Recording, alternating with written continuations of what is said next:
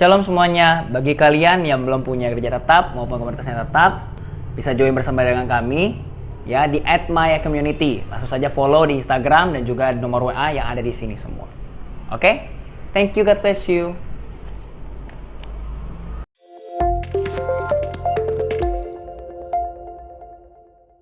Shalom semuanya, kita kembali lagi di dalam service kita.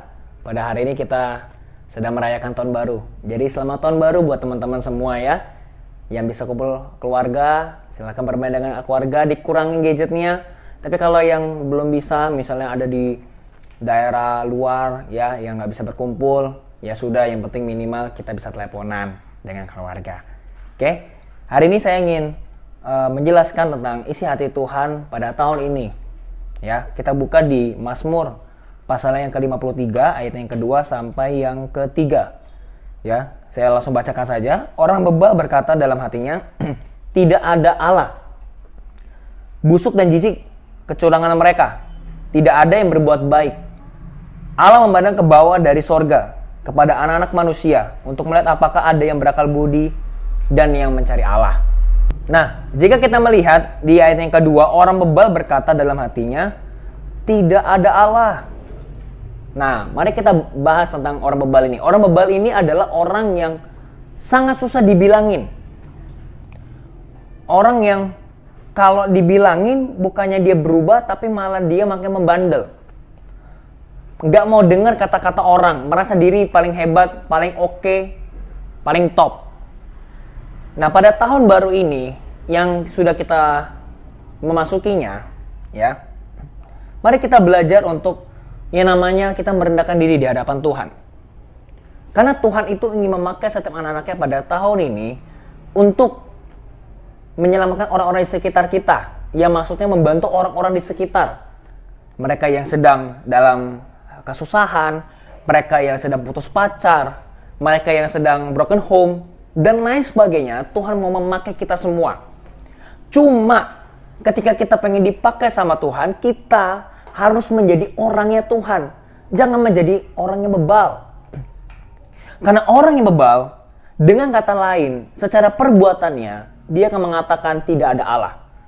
Sekalipun di dalam mulutnya dia mengatakan bahwa dia percaya kepada Tuhan dan dia punya agama, tapi kalau dalam perbuatannya dia nggak baik, maka perbuatannya itu akan menjadi sia-sia. Jadi mari kita belajar untuk merendahkan diri di hadapan Tuhan dalam tahun ini. Karena Tuhan ingin memakai setiap anak-anaknya. Karena pada saat kita merendahkan diri di hadapan Tuhan, kita merendahkan hati kita di hadapan Tuhan, maka Tuhan akan mengangkat kita lebih tinggi lagi. Karena rencana Tuhan tidak terselami. Rencana Tuhan itu tidak bisa terduga. Kadang-kadang Tuhan membawa kita kepada lembah kekelaman. Tapi ketika kita udah siap-siap untuk masuk ke dalam lembah kekelamannya lebih dalam lagi, Tuhan malah mempromosikan kita. Ketika Tuhan mempromosikan kita, Tuhan malah membawa kita di dataran yang datar saja. Tidak naik dan tidak turun. Jadi, tidak terduga rencananya dia. Maka daripada itu kita harus bisa merendahkan diri di hadapan Tuhan.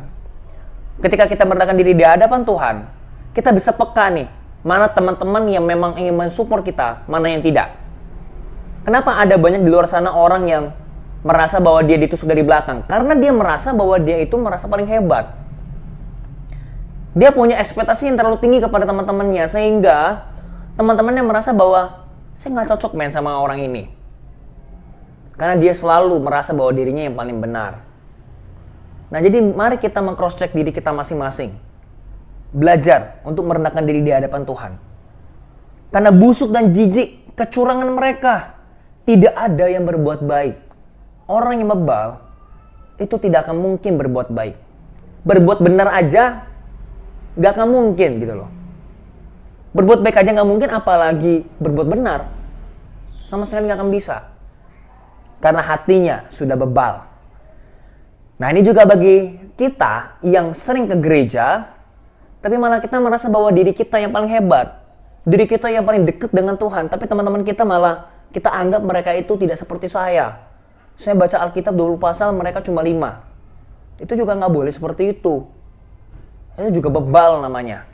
Merasa dirinya yang paling oke.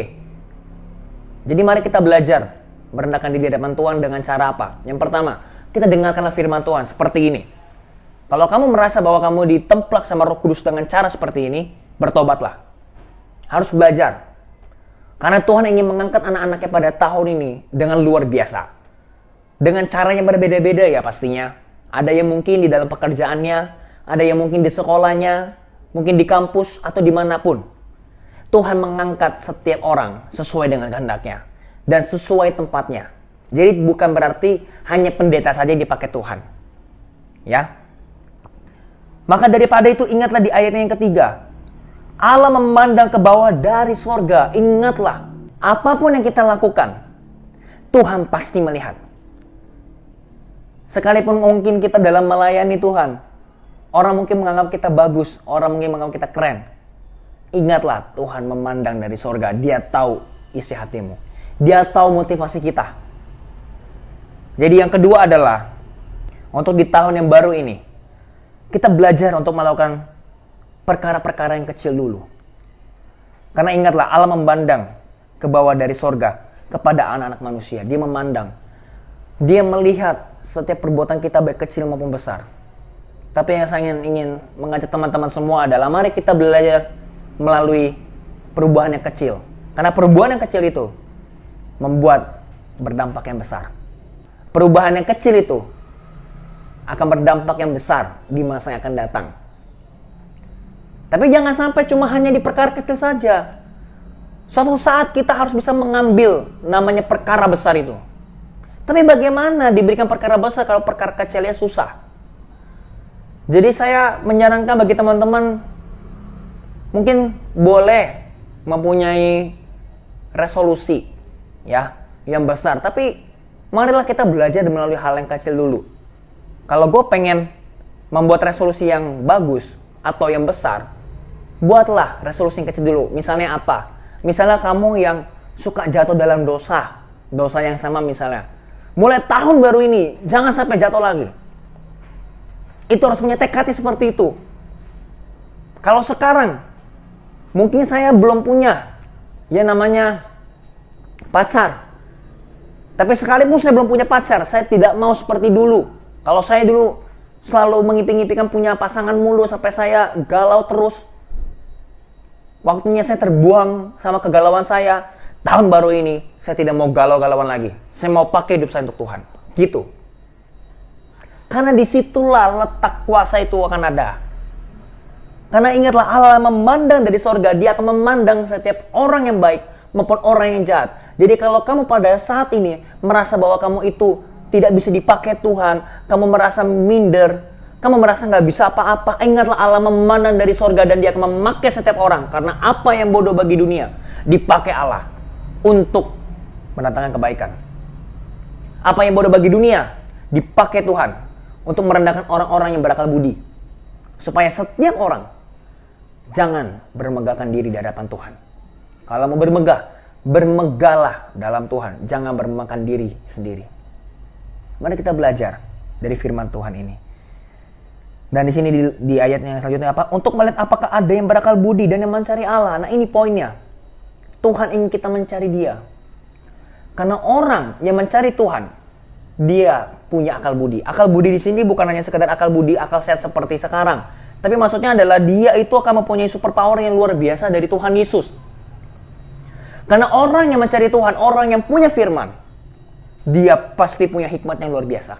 Hikmat manusia pasti kalah dengan hikmat Allah.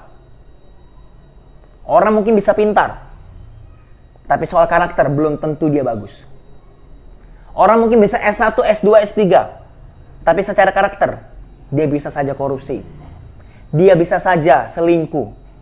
Dia bisa saja meninggalkan temannya atau pengkhianat. Bisa saja. Lalu bagaimana supaya kita menjadi orang yang benar, bukan hanya sekedar pintar secara intelektual, tapi secara karakter? Dengan cara apa? Carilah Allah.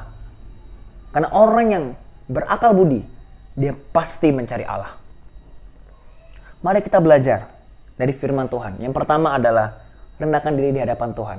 Karena orang yang menyerahkan hidupnya kepada Tuhan, dia pasti akan hidupnya sukses. Sukses bukan berarti tiba-tiba jadi kaya. Tapi minimal dia punya damai. Dia punya sukacita. untuk memasuki tahun yang baru ini, apa yang mau kita lakukan untuk Tuhan?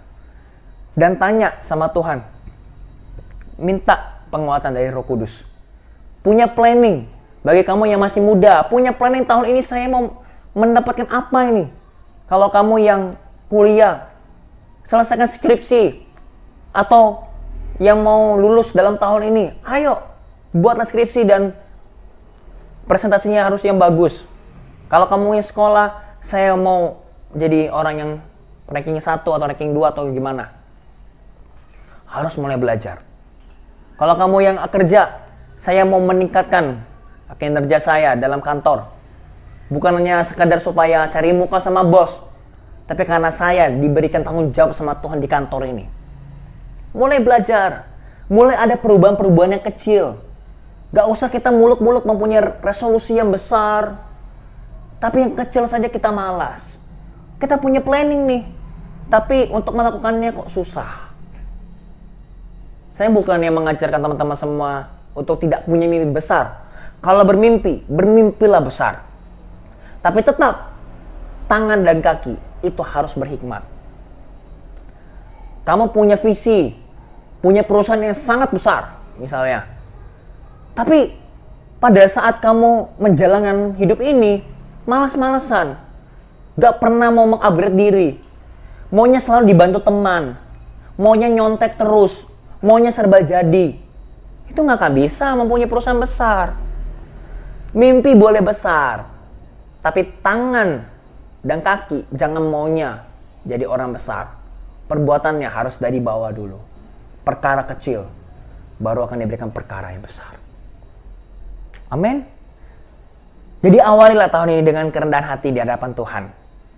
Dan perbuatan yang ajaib akan segera datang. Karena Tuhan sedang menunggu orang-orangnya.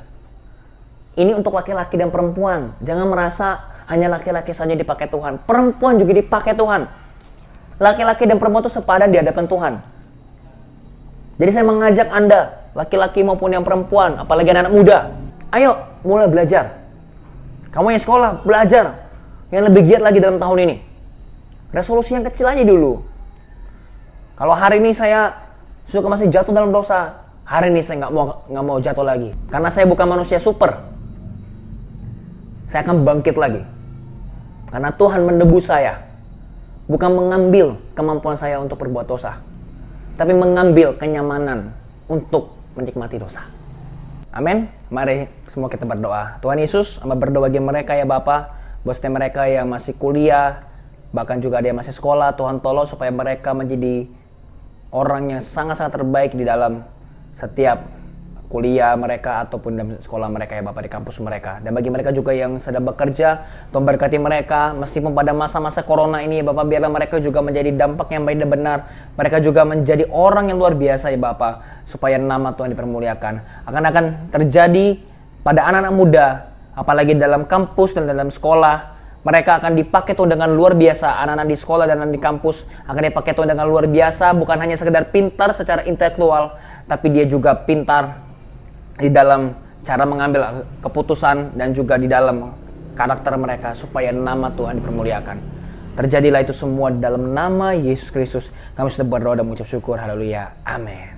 Thank you ya. God bless you.